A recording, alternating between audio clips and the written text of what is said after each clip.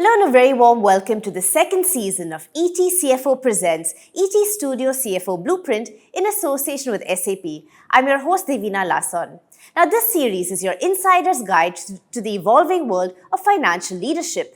Today we delve into the critical topic of the evolving role of CFOs in these uncertain times. Now traditionally viewed as the guardians of a company's financial health, CFOs today are expected to be also the strategic partners contributing to every aspect of business development and decision making. So to discuss this and so much more, it is without any further ado, I'd like to welcome our esteemed guest today. We have joining us Mukti Haraharan, CFO Lenskart, Rahul Tiwari, CFO Games 24/7, Venkatesh Tatakad, CFO Grad, and Sanket Diodhar, Vice President, Sales and Head, Digital Native and Tata Group Business at SAP India. Welcome all of you. Thank you for joining us. It's a pleasure to have you. Thank you. It's a pleasure. So, we're here to talk about a really interesting topic, which is, I think, relevant across industries, across organizations, and across scales of organizations as well, which is the role of the CFO, which is evolving so much, especially in very uncertain times, such a large scale of economic challenges in India, globally. So, naturally, the role of the CFO is evolving as well. And it would be great to kickstart this panel just with some insights from each of you on how you've seen your roles evolving, any noteworthy shifts, changes and challenges that you've seen along the way, just to get a sense of where everyone is coming from, and we'll take it from there. Mukti, let's start with you. Absolutely. So the last two CFO roles that I have done, one in a very large FMCG business, and now that I'm doing in a global eyewear company, Lenskart, I think the role primarily remains the same. It is really the custodian of value of the organization and driving and propelling the organization towards growth.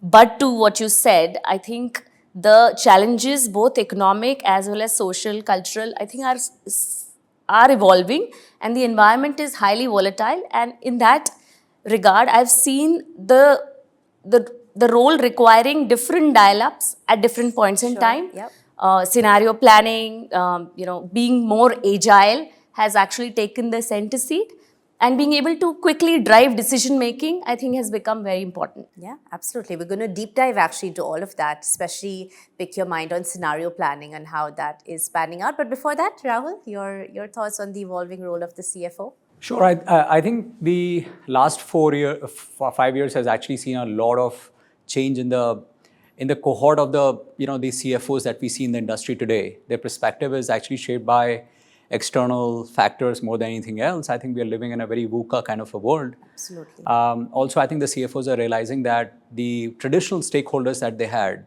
they have really multiplied, right? Because the complexity of the business has changed. And that's why I think the self-perception of the CFOs is changing. The impact that they can create in the organization is also getting re-engineered. So I think it's a very exciting time for the CFOs to play that, what was typically called as a co-pilot role in an organization. And I think that impact is being felt now. It's not only about the numbers. I think accounting is, we all know is the language of business, but I think the CFOs are kind of, stepping up and playing a far more strategic role today. Yes, absolutely. Wonderful. Thank you. Venkatesh? So I spent the first 20 years of my life with multinationals. And then the last 8-9 years have been with organization wanting to go list public, startups wanting to set up processes, scale, etc. This requires a completely different mindset from what is needed in steady state organizations. I don't mean that the pressure in steady state organizations is less. It's just that the time frame in some of the startups is shrunk. Sure. So when you're looking at a medium term, one would consider 5 years. Now in a startup, you look at it at 2 months basically. Yes. Long term is a year. So that has needed a significant shift in mindset for CFOs in terms of speed of decision making. So you need to make informed decision making with huge amount of data. That is the first thing. Second is the Indian economy is booming. Whether it is traditional or new age economies, we are going across the world. Now that leads you to make sure that you are aware of things across globally. Just as an example of upgrade, for example, we have students, learners from 100 countries. So if there's a and we have a entity in US, for example. So that entity sells for North American universities. We could have a student in Singapore wanting to do a course in Canada. Now, so we need to make sure what are the processes involved for that, what are the treasury implications, what are the digital tax implications, etc. Yes. So this way, the CFO role has evolved to not just look at traditional aspect, but much wider, the broader sense of global requirements also. Absolutely, and really therefore being enablers for growth for the organization as a whole. Yeah, absolutely. Sanket, let's get you in on this, because of course your perspective is very interesting. You work with a variety of organizations in different geographies, of different sizes, of different length that they've been in the industry. So from your perspective, how have you really seen the role of CFOs evolving? How do you work with CFOs and sort of guide them through these changes as well? First of all, it's a pleasure to be on this panel. Thank you so much. I think CFOs today are, I would say, the heart of an organization, especially in the startup world. We used to call them the brains, but they have also now have the heart of that organization, because of the role and the changing nature of their role. They have to manage not only the investors, the founders, but they also have to be cognizant of the talent. They have to also be cognizant of the fact that there is a big tech team that they need to look after. And also the complexities of revenue, right? Whether it's revenue recognition, and like Venkatesh mentioned, the variety of these revenue recognition models that they have to work on.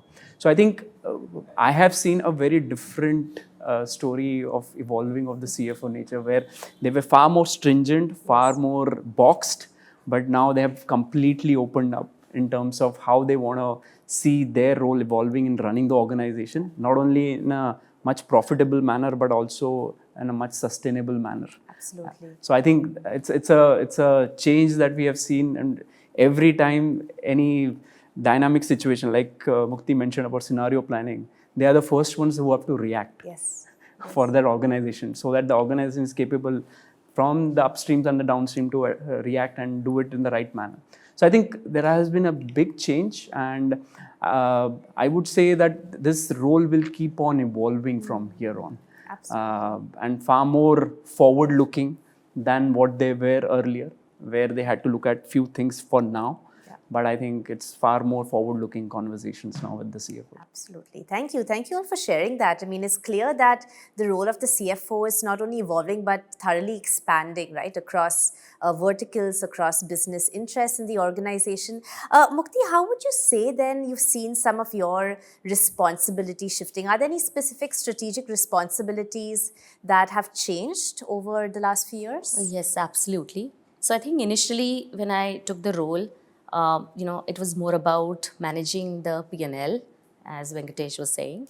And I've seen over the years it evolved to, much more strategic, wherein you're not just focused on here and now and the short term, but you're also looking at long-term, a longer horizon investment, thinking more strategically about what makes sense for the organization, looking at what kind of org structure that you want to develop for the whole of organization and not just finance. So it's become a lot more cross-functional. It's become a lot more diversified and nuanced. So for example, ESG has become now, an important part. And it's not something that you do because it's nice to do. It's because it's important for your business to thrive and survive. So data privacy, again, increasing compliance obligations. Historically, you would have said that this is legal and compliance role, and a finance organization doesn't have to do anything with it. But given how complex the world has become, and the implications of all of this then eventually shows in terms of numbers and the organization, you do want to be involved with something like that. Yes, absolutely. So I think in all these various aspects, the role has actually completely evolved and become a lot more strategic and a lot more broad-based. Yeah, absolutely. So keeping this in mind, surely then your skill sets have had to change as well, right? You must be seeing a great amount of reskilling, upskilling, as is the trend in most roles, especially on CXO level these days. But specifically in the CFO role, I can imagine this is a big need of the hour. Rahul, your thoughts and your experience with this? Yeah, on our platform, I think, we were, when I joined the company about 5 years back, we were a very monoline business centered around skill gaming. And then we, started kind of growing very aggressively the fantasy sports business. So we had the scale, but the complexity of that grew, and the strategic angle of, launching a multi-game platform was that, we wanted to exploit the cross monetization that could happen of the players coming on one particular game and then kind of naturally moving to play something else. And that kind of unleashed a very different business model implication for us. And as a finance organization, we had to really rethink the unit economics of the business. Yeah. At the same time, I think the capital allocation issues became very, very complex because on one side, we had a very mature business that was very cash flow generating. On the other hand, we had to be in a very, very competitive, intensely competitive space that needed a lot of capital. So it's the predictive, kind of capability of the finance organization that came into play and kind of, putting the guardrails on unit economics, but at the same time, allowing the businesses to take the call in terms of scale up. I think that has been a very gratifying experience. And at the same time, I think the CFO role is also a very boundaryless role to a certain extent. If you're working, let's say, on fundraising, you have to position the company from the product side, from the marketing side, in terms of the tech innovation. You have to really partner with the technology part of it, because as a digital platform, that's where the core value lies in the organization. And as a CFO or any finance leader, you have to really soak in the strategy and what's the positioning of the company overall strategically. So all that, I think, the skill, as you were talking about, the skills have to be very multifaceted today, rather than just centered around numbers and compliances and all that. Absolutely. And surely, as you've so rightly said, the involvement and the integration of technology and innovation is something that CFOs on every organization, on every scale, must be very cognizant of. Venkatesh, how do you see this? How do CFOs also become tech-savvy digital leaders in their organization? Surely an aspect of the role that didn't exist maybe even just a few years ago. Yeah, to be a digital leader is not a nice thing to have. It's a necessity. It's a necessity, now, yeah. you just look around ourselves, any consumer, we are communicating using digital means. Yeah. We are consuming entertainment on digital means. We are getting our work done digitally, etc. So we don't have a choice. That's the first thing. As a CFO, if one is not technologically proficient, I think it is very difficult to survive. How are you going to do a digital transformation if you do not know how basics of what an architecture should be, in terms of what would be the requirements, what are we trying to give as a solution, etc. So it's extremely critical. All this basically in the end has to lead to a measure which enables you to deliver the right customer experience. And now again, we are in a field, Upgrad is in a field which is heavily dependent on online delivery. We have to create our products in tune with what our learners need, etc. To get this thing done, we need to process a lot of data. Sure. It's a huge amount of data which is coming in. We need to process that and make sure, of course, we need to give the right algorithms, the right human touch to make sure that we frame it correctly. But without I would say, the understanding of how a digital environment works, I am not sure how a CFO can even survive. Forget about doing well. Sure, yeah, that's big, Sanket. Let's get you in on this again. You work with so many organizations. So how are you really assisting CFOs to step into these shoes, also as digital leaders, not only financial and strategic? I think this is one of the most dramatic change that we have seen, because CFO understand data very well, right? And when you are building an organization which needs to be agile, needs to respond to certain scenarios, you need to build the base on data-driven decisions. Absolutely, yes. So I think that is where our teams have been working with a lot of our customers and CFOs, where data-driven decision becomes the bone and the storyline for any conversations in that organization. So not only assisting that, how do I bring in data which is relevant? Now, I think that has become a big topic from a conversation. So I have seen some interesting conversations where we have been with the CFO, where the CFOs are defining what are the input and output systems? How will I make decisions? Because end of the day, if the data is right, then the decisions becomes right? Not only that, I think the digital awareness, because of the startup ecosystem today and the consumerization that happens, CFOs understand today that this is my customer's need, and this is how I need to run my organization and make some changes into it. And that has also helped in terms of how they are looking at technology completely. So I think there are many factors that are going on, and as Venkatesh mentioned, it's not a niche now; it is a must-have. It's a must, absolutely. I mean, again, just to pick your mind a little bit more, any examples or interesting case studies that you would have come across that really demonstrates how the CFO is a strategic digital leader, a business leader, a finance leader? Just any examples to encapsulate that. I think there are so many that come to my mind. But when I talk about, let's say, one of the largest EV manufacturer, which is our customer from a two-wheeler standpoint, I think we understood that when they wanted to start the factory and they set up the factory, right from day one, right, when the factory decision was not happened, they chose a platform so that entire transactions happen, because the end result was that they will have data for everything that is going on in a company. So right from that conversation to the talent that they were acquiring for that company. So from day one, they decided that this is how I'm gonna be, because I want life cycle of my employees completely captured. I want life cycle of my factories to be captured completely onto it. So I think there are this mindset has changed a lot of things. Their approach has changed a lot, because now they are also talking to investors. They're also fundraising. They're also representing their companies. Yes. And not only that, they're justifying it to their employees also, that why they should continue and invest in this company. So I think that facet has really changed from it.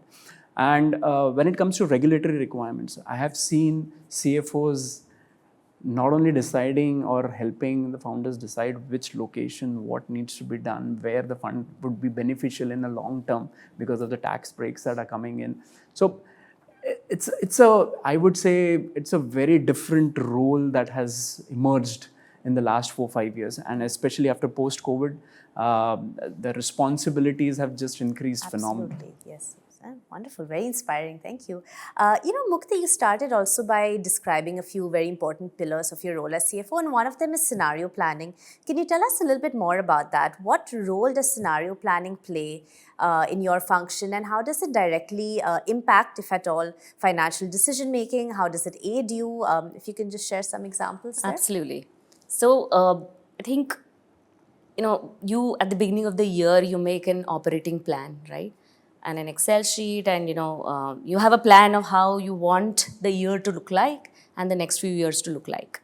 But in reality, life, very rarely plays to that plan. Absolutely. And things change, right? And so when you are, in the midst of that, when you are deciding on how will you deliver the year in terms of revenue, in terms of EBITDA, or in terms of cash flows, what comes to your rescue is scenario planning. And it actually helps you decide how do you allocate capital, how do you allocate resources to be able to deliver the best possible outcome in the situation then you are in at that point in time. So if I dial back to the COVID period, when we saw multiple changes happening in the market environment and the operating environment for businesses. Again, scenario planning was one that came to rescue, wherein you look at various scenarios and how things are planning out, how week by week sales is going on, what do you need to do for the broader ecosystem? What can you do for the broader ecosystem based on the resources you have? So I think in all that decision making, the speed and agility and the quality of the plan that you make comes into play, right? Yes. So I think, that really is the example I would go with. And I think going forward as well, I think, to the point that Venkatesh was making, that, the quality of data is important. I absolutely agree. But I think also the speed at which this data comes to you in a form which helps you drive decisions is extremely critical. Yes, absolutely. I mean, what keeps coming through in what all of you are really discussing is the agility, right? The fact that you're constantly able to shift your role, you're able to shift the speed at which the functions take place. Rahul, again, any examples you can share on how you see agility really enhancing overall the finance function? Sure. I think our platform is a multiplayer gaming platform, and there are millions of players who are playing concurrently, and we here would be doing billions of settlements in an environment which is like transaction gaming platform. It's very hard Yes. to predict or forecast your revenues, and that was the challenge that we faced. The way we solved that was really looking at short-term behavior for players and then predicting their long-term retention profile. So I think that's what we had to really collaborate with the data science team, and I had to kind of build that culture within the finance team by actually getting some of the data analysts to come join the team and work alongside. Yeah. The other thing that has worked out very well is that marketing is a very agile function, right? It's a daily call that the teams will take in terms of what they're spending, on what channel they're spending, and everything has to be within that guardrail. So the finance business partnership is also very embedded in the business decision making, and that is an early warning system, for the central team. So I mean, there's no way but to kind of really jump into the deep end of the problem, solve it with data, and I mean I think we are swimming in data in our company, right? So. But at the same time, we have to pick the signal from the noise. Absolutely. And help the HODs and the business leaders make that informed decision. So that's, I mean, it's data is the key. Yeah. Absolutely. I mean, as you say, with this vast amount of data available, of course, data is the new oil and so on. But really picking the data, getting the right insights is really what's going to make the difference at the end of the day. Venkatesh, what would you say are some of the big challenges that you see with all this digital transformation, be it from data to the role of AI, Gen AI, analytics, ML? Surely this would pose also certain challenges to the function of the CFO and really ensuring that you're harnessing all the emerging technology to best suit the company. So what would you say are some of the biggest challenges? Yeah, three come to mind. The first is change management, because the whole organization has to work in a different manner, data-driven manner. There is this inherent bias to go and act as per what the gut is telling. That's not what it needs to do. So that this change management will be critical. Second is actually it is easy to get lost in what you are hearing around you. So here is where CFOs have to be very careful when you are talking about digital transformation, how to use digital, is also to look at ROI of what you want to do. I would say investment in digital and technology tools is not still very easy. You just have to pick and choose what you want to do. It's easy to say implement things, etc. I would say in India still CFOs have been very balanced. We are not seeing any crazy amount of upfront investment in, say, for example, ChatGPT. Let's jump in. I mean, it is important. It will become very important in terms of Gen AI capabilities, etc. So, but we need to be aware of this. What are we going to invest in? You always be careful of the ROI which is there. The third one is actually in terms of this is to make sure that we have the right talent to do it. I think not just in a digital environment, we talked about evolution of our roles. I think talent management is playing a key role, especially when you come to a digital world, because you're not going to be having 10 people looking at the same chart, etc. You need a couple of people who are able to get the data, connect the dots, look at patterns, and guide at the algorithm accordingly. So I would say the part of change management, the capital allocation, and deciding what is the right thing to do, and talent management. These are the three challenges in this environment. Okay, great. Thank you for that. Sanket, let's get you in on this. So hearing straight from the CFO's perspective, what are some of the biggest challenges they're facing today? Your thoughts on this and how you see CFOs being empowered and enabled to really deal with these ever-evolving changes and the shifts that they need to be agile to adapt to as well? I have seen this CFO's role when GMV was so important, right? They made that company agile, made it so that the GMV is clocked. But now when the conversations are shifting from GMV to GM, their role is equally important. Sure, absolutely. So I think that's the beauty of the CFOs and the work they bring into the startup world today. Challenges, I think there are so many they deal on a daily basis, right? Whether it's a change in the taxation story, whether it's change in the entire talent story, whether it's a change of expansion or whether it's a change for reduction, depending upon. So I think the challenges are enormous. When it comes to digital transformation, I think they play a pivotal role, because there is a tendency within the organizations that tech teams will get carried away. Founders want and delivery of certain things, commitments as of yesterday. Yes. And the CFOs play the balancing act in terms of not to get carried away, but continue to deliver the outcomes at the right pace and at the right cost, like Venkatesh mentioned. So I think the balancing act is the biggest challenge, because they are not only sitting in one corner office and taking a decision which needs to be followed. Now they need to look at the entire organization, understand what is needed, and then take those decisions. So that's one. Second, like everyone mentioned, talent and the regulatory environment that is there.